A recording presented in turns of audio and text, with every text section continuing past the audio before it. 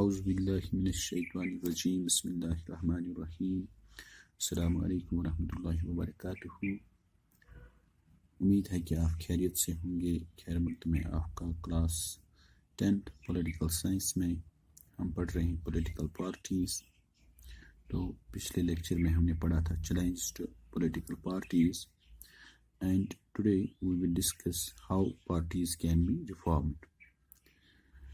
تو پچھلے لیکچر میں ہم نے دیکھا تھا کہ there is lack of internal democracy, there is dynastic succession, there is role of money and muscle power in parties, and the political parties do not offer meaningful choice to voters.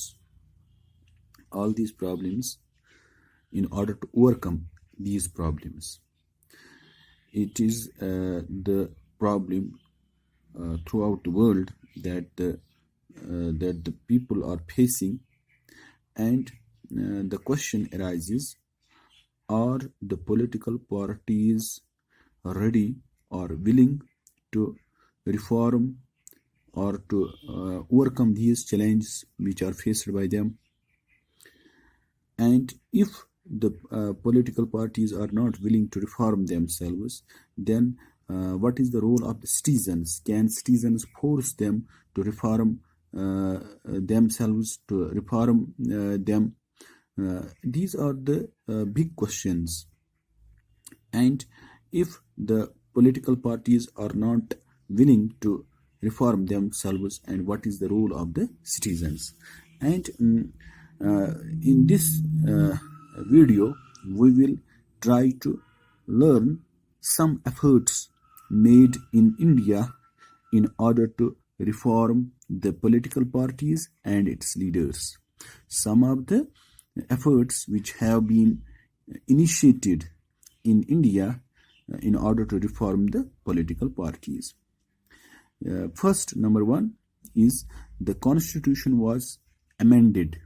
There was amendment in the Constitution of India that if elected MLAs and MPs, that means member of legislative assemblies and member of parliaments, they can't change their parties.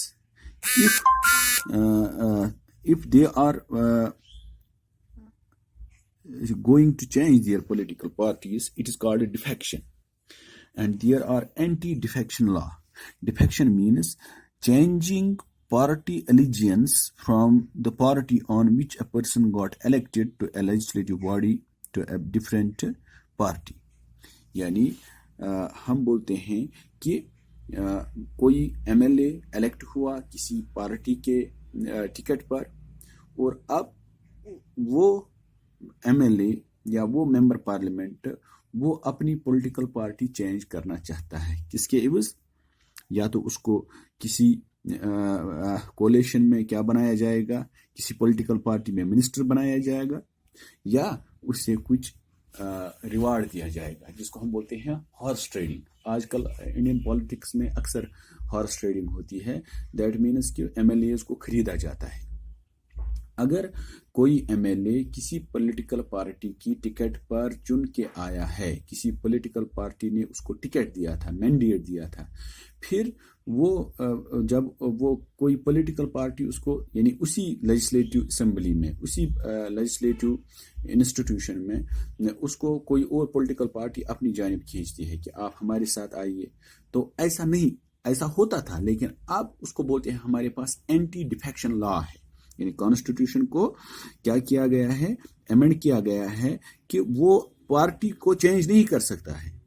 ہاں، یا تو اس کو پہلے resign دینا ہے کہ وہ پہلے اس پولیٹیکل پارٹی سے ریزائن دے، اس میں اس کی سیٹ چلی جا سکتی ہے، یعنی جو سیٹ اس نے جیتی ہے کسی پولیٹیکل پارٹی کے نام پر۔ ہاں، اگر وہ انڈیپینڈنٹ ہے تو پھر وہ انڈیپینڈنٹ ہی ہے، وہ کسی بھی پولیٹیکل پارٹی کے ساتھ مل سکتا ہے، لیکن اگر وہ کسی پولیٹیکل پارٹی کی ٹکٹ پر چن کے آیا ہے، کوئی ایم ایل اے ہے یا ایم پی ہے، وہ اپنی پولیٹیکل پارٹی چینج نہیں کر سکتا ہے کہ جب کہ وہ ممبر آف اسمبلی ہوگا یا ممبر آف پارلیمنٹ ہوگا۔ تو اس سلسلے میں ایک قانون بنایا گیا جس کو ہم بولتے ہیں اینٹی ڈیفیکشن لا. اس سے کیا ہوتا ہے، کوئی بھی ایم ایل اے یا ایم پی اگر اپنی پولیٹیکل پارٹی کو کیا چینج کرتا ہے، ٹھیک ہے، تو اس کی اس میں کیا ہو جائے گا کہ اس کو وہ اپنی اس لیجسلیچر میں اپنی سیٹ وہ کھو دے گا. سمجھ میں آ رہا ہے آپ کو کہ وہ اپنی سیٹ اس میں کھو دے گا، ٹھیک ہے. اور ساتھ ہی ساتھ اب اس میں ایک اور نقطہ بھی ہے، ایک اور پوائنٹ بھی ہے. تو اب اس کا مطلب یہ ہے کہ کوئی بھی ایم پی، کوئی بھی ایم ایل اے پارٹی کی جو کیا کہہ سکتے ہیں ہم پالیسیز ہے، پروگرامز ہے، ان سے نہ نہیں کر سکتا ہے. ہاں اگر وہ کرتا ہے دیٹ مینس کہ وہ ریبل ہو جائے گا، وہ ڈسینٹ نہیں کر سکتا ہے، ٹھیک ہے.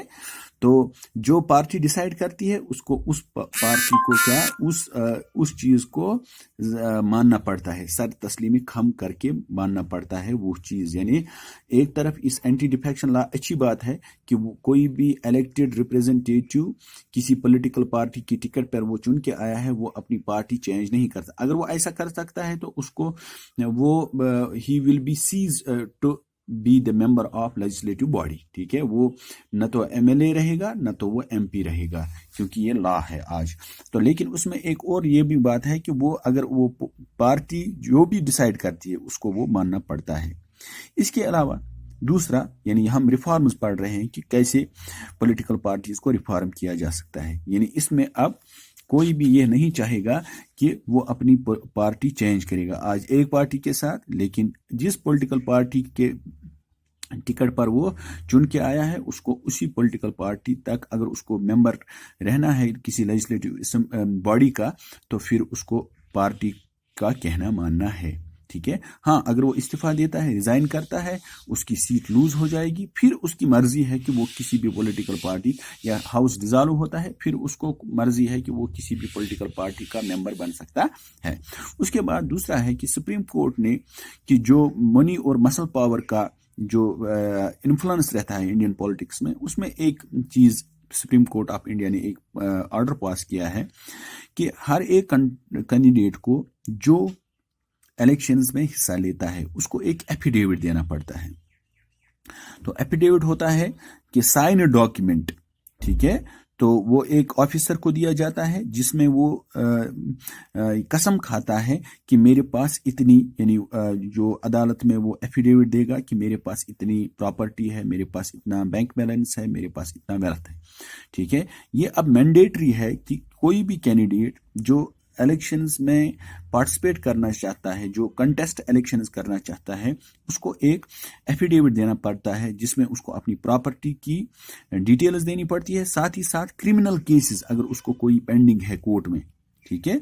تو اس سے کیا ہوتا ہے کہ جب وہ الیکشنز میں کھڑا ہو جائے گا تو لوگوں کے پاس ایک انفارمیشن اس کینڈیڈیٹ کے متعلق ہوتی ہے کہ اس کے پاس کتنا ویلتھ ہے، اور ساتھ ہی ساتھ اس کا کوئی کرمنل کیس تو نہیں ہے. تو اس سے بھی ایک چیک ہے، ٹھیک ہے.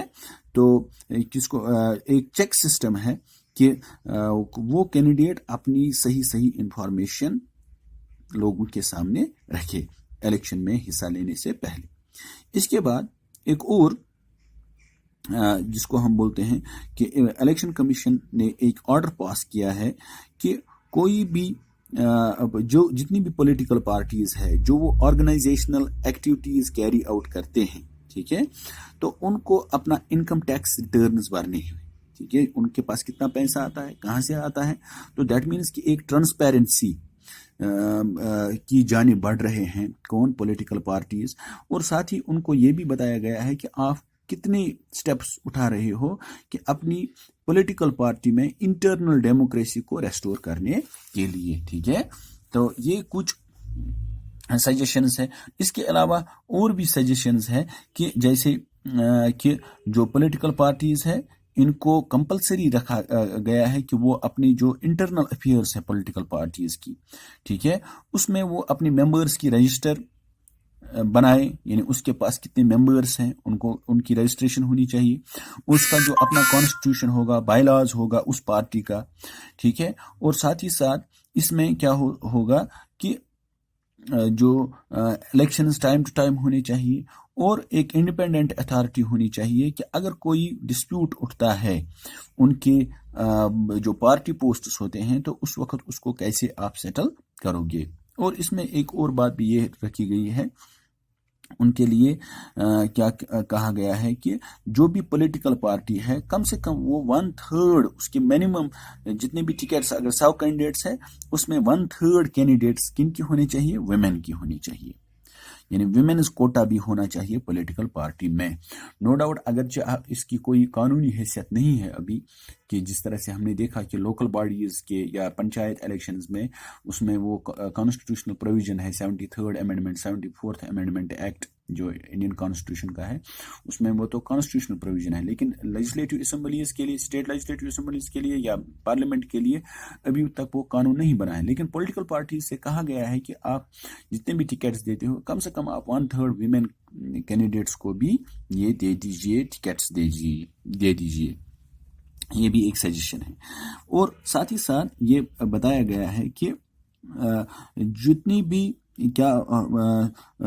اگر الیکشنز کی اسٹیٹ فنڈنگ ہونی چاہیے، ٹھیک ہے، اور ہر ایک پولیٹیکل پارٹی کو کیا بولتے ہیں ہم اس کو، the government should give parties money to support their election offence, یعنی یہ ایک کیا ہے، ایک سجیشن ہے کہ جو جتنی بھی یعنی الیکشنز کو فنڈ اسٹیٹ فنڈنگ ہونی چاہیے، اور جتنا بھی اس پر خرچہ آتا ہے تو اس جتنے بھی خرچات آتے ہیں تو وہ اسٹیٹ برداشت کرنی چاہیے۔